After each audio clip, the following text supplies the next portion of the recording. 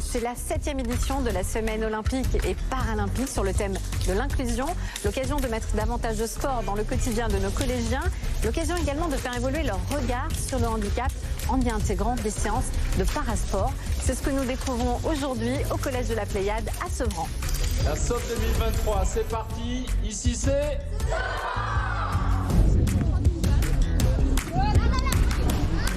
Cette semaine, c'est la semaine olympique dans ce collège.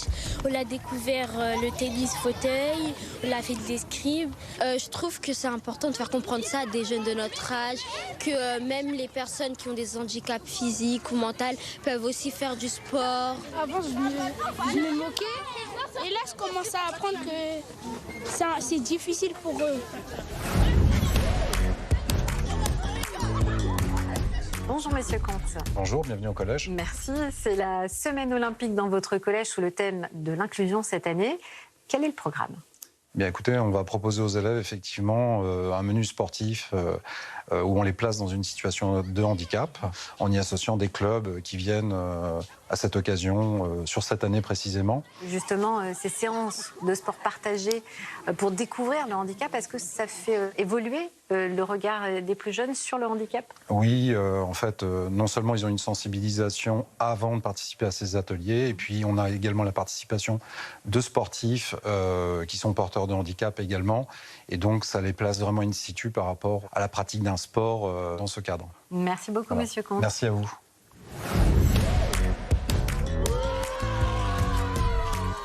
Avec les Jeux de Paris 2024, c'est le monde entier qui sera présent en Seine-Saint-Denis.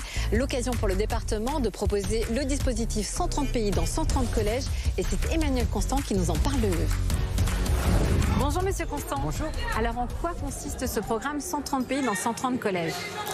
En Seine-Saint-Denis, nous avons 130 collèges. Et l'idée, c'est simple finalement. Elle consiste à proposer à l'ensemble des collèges un jumelage avec un des pays qui participera aux Jeux Olympiques et Paralympiques. Nous accueillons les JO en Seine-Saint-Denis pour un grand nombre d'épreuves et faire en sorte que finalement la participation des collégiens soit maximum. Il nous a semblé naturel d'associer ou de proposer d'associer chacun de nos collèges à un pays qui participera aux JO. Merci beaucoup Monsieur Constant. Merci.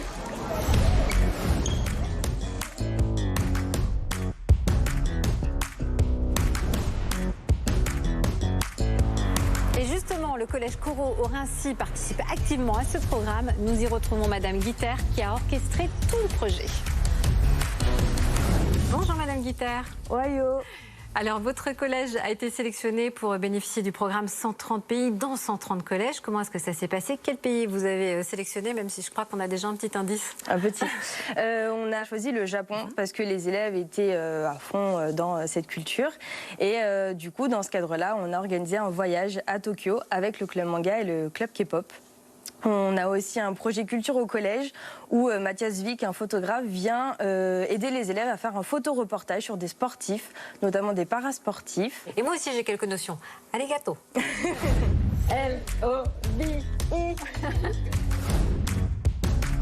Bonjour les filles. Bonjour. Alors, vous êtes partis au Japon il y a très peu de temps grâce au dispositif 130 pays dans 130 collèges et vous faites plein de projets autour du Japon. Est-ce que vous pouvez me raconter votre meilleur souvenir ? Alors, mon meilleur souvenir, ça a été la matinée chez les correspondants. On a vraiment tissé de grands liens d'amitié avec eux et c'était super cool. C'était une après-midi quand les profs nous ont fait la surprise qu'on allait dans un gros parc d'attractions animées. C'était vraiment bien. C'était la visite du quartier de Shibuya. C'était vraiment un quartier hyper impressionnant comme on voyait dans les films, dans les photos du Japon. C'était vraiment une chance inouïe de faire ce voyage. Merci beaucoup. De rien.